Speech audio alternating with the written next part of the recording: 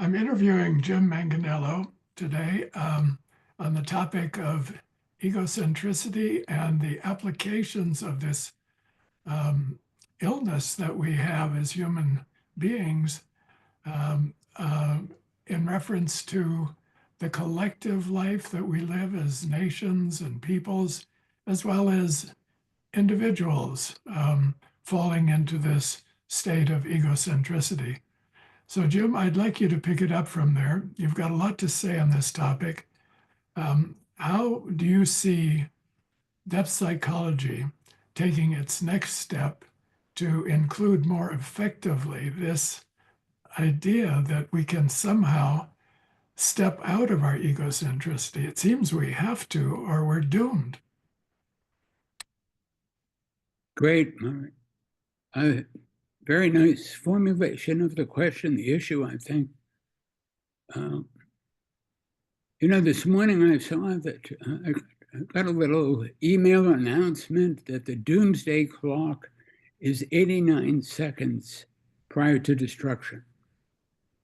So your question is a good one in the context of we don't have much time to be preoccupied with this. One of the dilemmas is, I think, that our species fails to recognize the problem properly. And as a consequence, it keeps walking around it, walking by it. I'd like to, if I could, just share a little anecdote that establishes what I think that dilemma is before we actually take up the problem of egocentrism. My wife's parents were both in concentration camps. And obviously an immense amount of sadness and anguish associated with her lineage. We had occasion to visit Salzburg, and I was giving a talk in Vienna at a medical conference, and we made the decision to visit the concentration camp that her father was in, which was Mauthausen, which is considered by many to be the worst of the worst. Unlike the Germans, the Austrians did not perfume their concentration camps, so that they were left as is, basically, very stark, very real. Synchronicity at play. Our journey in this conference, we were traveling as something as a collective. We had dinner with a couple. The man had been a neurosurgeon psychiatrist, and he was among the liberation army of the Americans to liberate Mauthausen. So there was this immediate connection between us that was breathtaking, and we decided to go as a foursome to visit. So we made our way. We rented a car, and we arrived at Mauthausen. And the first thing I saw was a busload of students throwing up and weeping. And this chill went through me where I knew that I was about to have an experience that would change my life. And indeed, I don't even want to indulge too much of it and describe anything, because I could get lost in it and lose myself some. The horror of watching what had happened to people, what human beings did to other human beings, was beyond anything that I could cope or integrate. It was just a stunning effort to maintain my equilibrium during this visit. So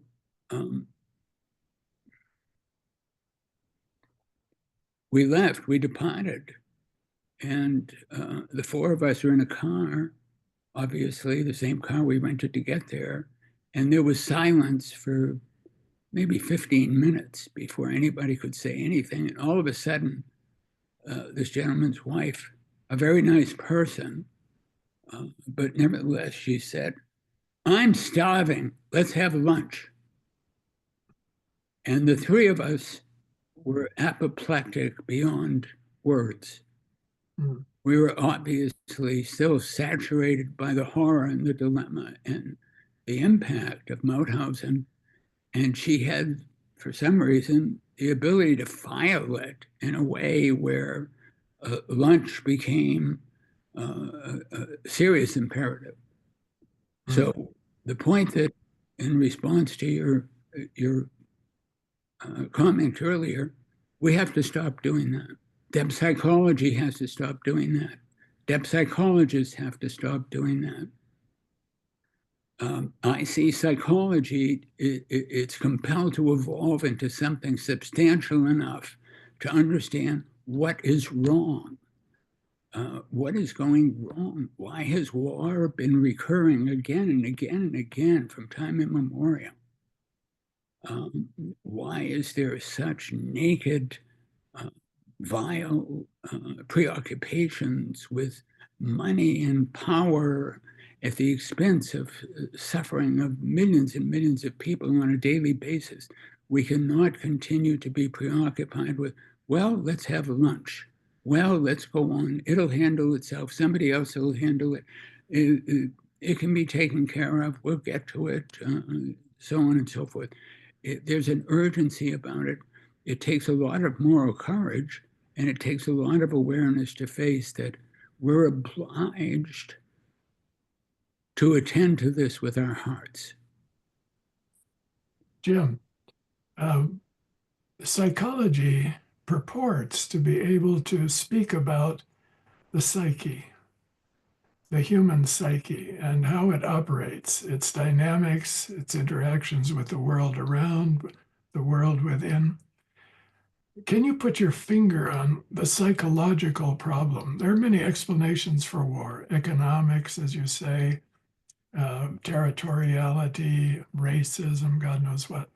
But is there an essential psychological issue that psychology can address as no other discipline? I believe so. And I believe, though, that consistent with what you asked and what I'm trying to say, we must unpack egocentrism. We need to understand that it's not just a word. It's not just some kind of moral failing where there's a lack of compassion or a lack of empathy. And it's a serious dilemma. You know, in trying to get some clarity about war, you know, written history is 5,000 years old. 5,000 years take or leave a few thousand. And yet the species is 1,000,000 years old. So there's an awful lot we don't know.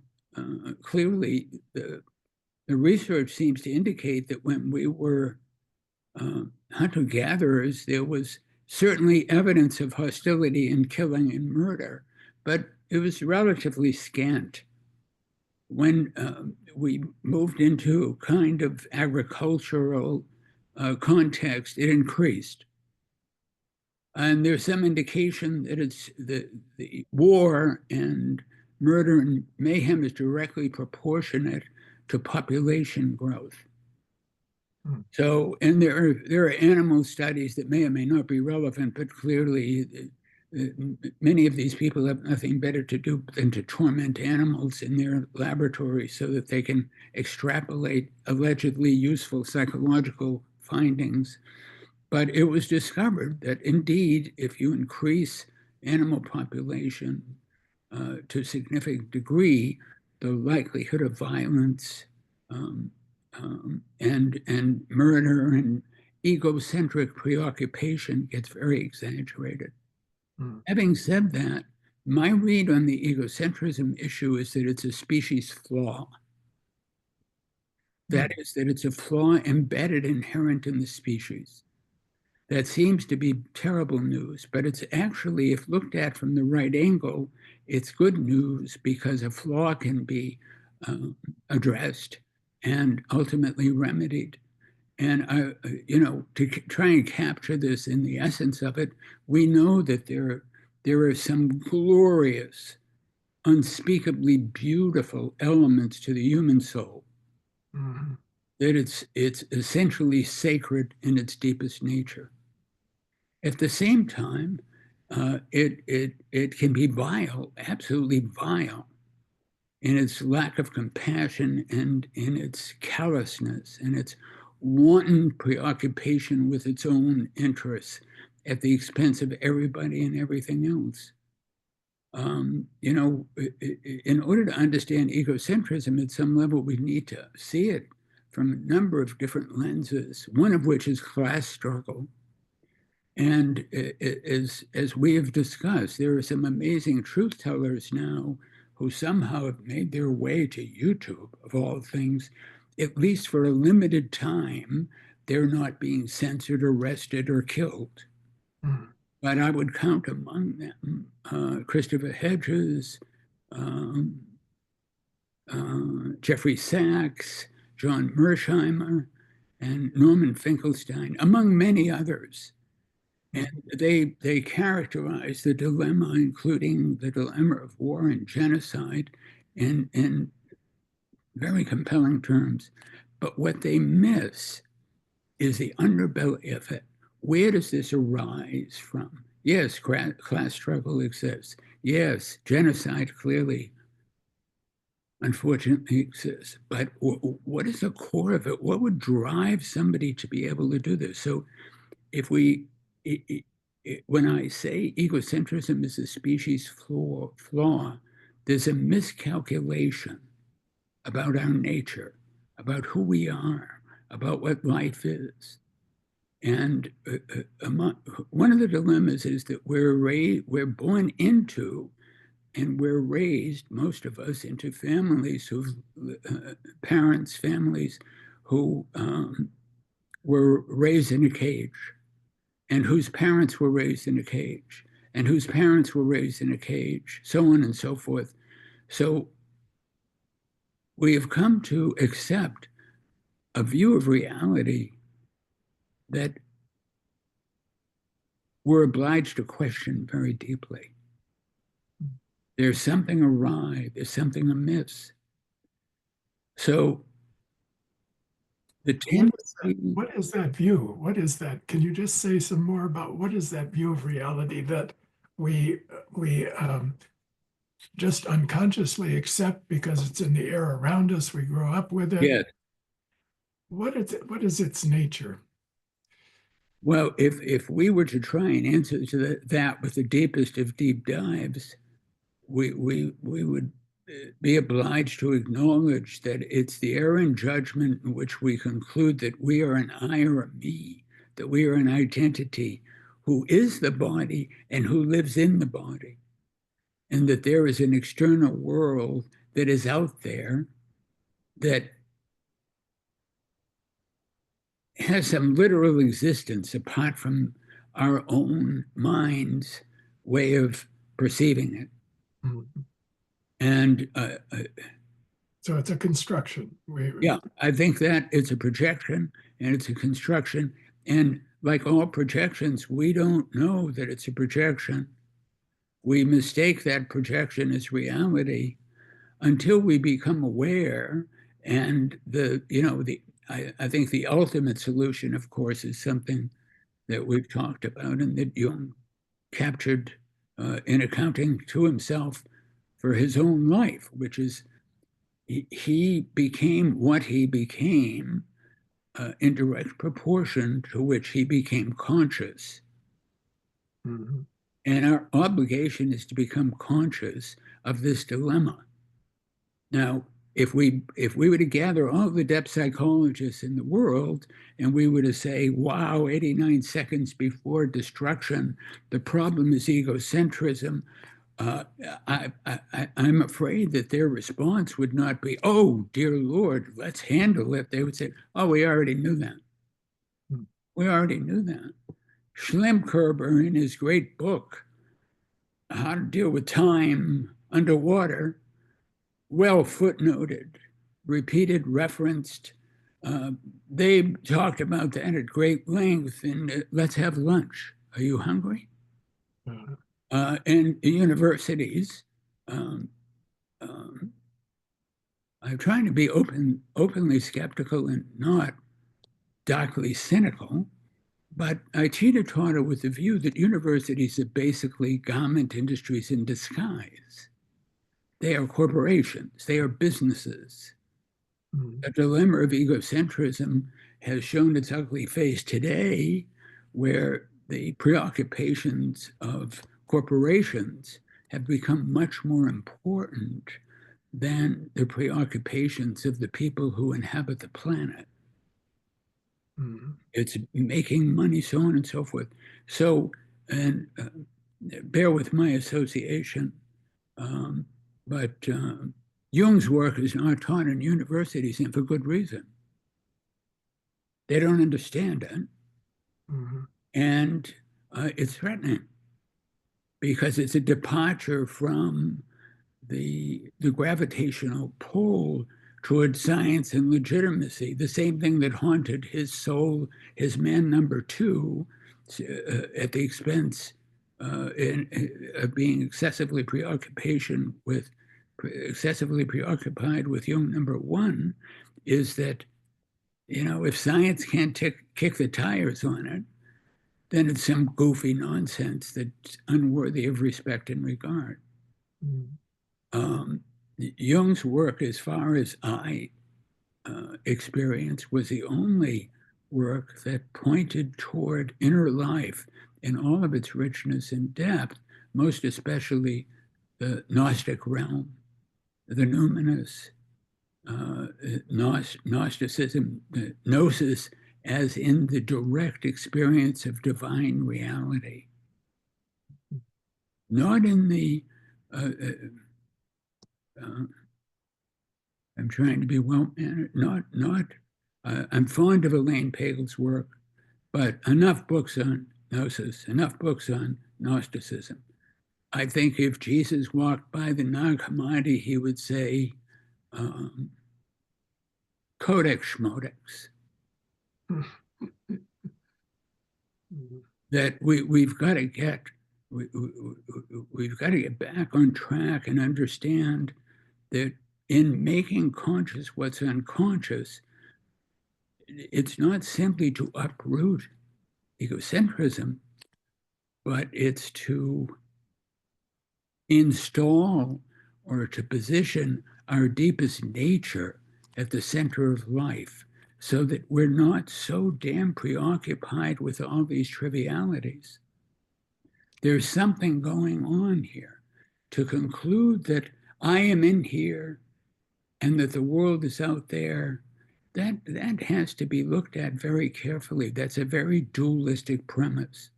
The species flaw, the human species flaw, is precisely its tendency to fall into duality and to be unconscious of that fall, so that it establishes that the basic premise is that reality is dualistic in nature. And that's not the case. You know, I've used the example, for example, many times, of the cat who looks in a mirror will always see a cat. And there's nothing we can say to that cat. We can try to bribe it with all the catnip in the world, give it all the fish in the world, and there's no way, and show it the mirror. What's in the mirror? It's a cat. Now, if this cat went through the 60s and had the benefit of a really pure dose of LSD and went to a Grateful Dead concert, we might have a different story. We could ask, look into the mirror to the cat, and what do you see? And the cat could easily say, that's a mirror. This is tremendously misunderstood, not just trying to be cute, but there were times in which we became very conscious of non-duality. It was a direct living experience. This was dead by the time Woodstock came along. The historians had tried to catalog and categorize this, are in tremendous error. There was a joyous coming together of people in a state of mind that was celebratory because we were much more connected to the self. And the No, communion, yes. So I've recently read some studies that argue that in the mystery cults of the ancient world, psychedelics were used. For instance, in the Eleusinian mysteries, and yes, and it was really the core of the um, experience of the God um, that people had while under the influence of these mysterious drinks that they took that contained psychedelics. So it's an it's an ancient experience also to be lifted into a vision of being that isn't limited to what the senses tell us, inside, outside, and so on. This kind of oneness of being. Is yes, that really what you're talking about, Jim? definitely, definitely. I didn't think we would, go down this road, but it's a useful, perhaps, because yeah, I think that's absolutely the case. That when we're stuck in an egocentric lock, our intelligence is dialed back. Seriously, there's only certain kinds of things that we can be aware of. I liken it sometimes that our mind is tethered to the brain, and we can only pick up, we can only become conscious of, we can only become aware of those frequencies that the brain has a capacity to receive.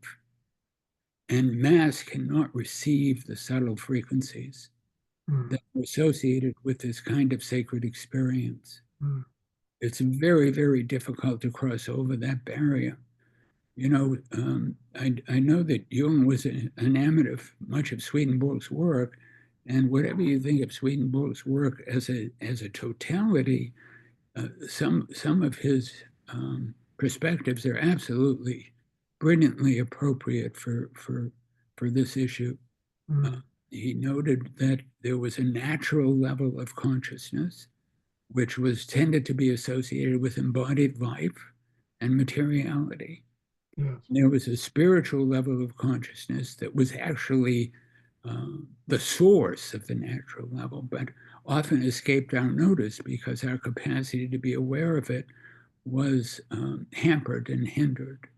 And then there was, of course, the celestial level of consciousness, which was the unus mundus, which is utter non-duality. Even though his primary dances were not non-dual in nature, he worked so hard to bring non-duality into duality. Um, but having said that, so as you know, part of the work that we've done, or at least an essay that we had written together, was trying to take a look at uh, the Dzogchen tradition as a non-dual tradition that is essentially a contemplative science. And by science, I mean that it's used phenomenological methods, not experimental Western methods. Using experimental Western methods to try and understand our mind is like trying to tie our shoes on somebody else's feet. We can't study third person uh, exploration and possibly come to understanding what egocentricity's nature is. We have to encounter it with a discerning, well trained mind using methods capable of systematically studying the nature of mind. And I've been involved in the tradition which originated in the Tibetan tradition, Tibetan Buddhism in particular, but moreover, Tibetan Bön, which predated Buddhism, also had a very, very powerful Dzogchen tradition. Mm, And I understand the dilemma of trying, and I think Jung saw that you just can't start crossing your legs and lighting incense and thinking that, it can be a terrible self-deception, so on and so forth. And indeed, I regard his admonitions as cautions, not prohibitions. Yes. So many people, including Jungians, start saying, oh, meditation is the. I have very dear Jungian friends that taught in institutes, and they were chastised for meditating. I'm not particularly enamored of meditation. I am of this particular tradition. Just briefly, in the Tibetan Buddhist and the Bon tradition, there are 9 gradual steps toward realization. And the last one, the 9th one, is Dzogchen. Dzogchen is very interesting for many reasons, among them being it's standalone. You can pull it away from the mooring carefully, must be done carefully. You can pull it away from the moorings of Tibet, Buddhism, Bon, and it has a life of its own because it's our nature. It's our deepest nature. And our deepest nature is not egocentric. Mm-hmm. And the direct. And on that point, Jung would be in absolute agreement. Our deepest nature is not ego and egocentrism. It's what he called the self. And we've talked about that quite a lot too. Yes, yes, yes. And like I've said to you many times, and even when our conversations became difficult, I am absolutely certain Jung would be enamored of this option to explore this knowledge, not to adopt it, not to, but to explore this knowledge. Nobody owns it. Mm-hmm. It's our nature. And we're being beckoned and called to it 89 seconds before this whole damn thing just goes poof. Mm-hmm. And I'm not sure what would happen after that, but we can't continue to dither while Rome burns. We can't be preoccupied with what's for lunch. We've got to give it our all and get focused on this. And I thought our first essay, to say nothing of my essay for your Festschrift, was a compelling finger pointing to something that is very valuable and significant. And it didn't get a lot of traction. Mm-hmm. I think we've got to take a look at whether or not our attachment to limited systems are part of our own ego gratification, our own egocentric way of being certain and making sure we're on the right track, and then protective. Because if we're egocentrically attached, then alternative ideas become threatening. Mm. And if we look in the political context, like I tried to say, there is no solution to war without addressing egocentrism. Mm. Nation states are just the ego writ large, from persons to collections of people. It's not a political reality, it's a psychological reality. Nation states are relatively young. It's only 200 years or so since they've been constellated at a level where people become identified with them so much that they think they're Spanish, they're French, they're Italian, they're Chinese, when you look at this in clear states of mind, you understand that these are just provisional notions that don't stand up in literal reality. They're empty. You can't. If we went to Italy and we looked for Italy in every grain of sand, we wouldn't find Italy. These are artificial boundaries that have come up, and if we magnify our differences with one another, it's only a matter of time before this egocentrism provides an opportunity for us to hate each other, to become jealous of each other. So we want to bring together spirituality and psychology.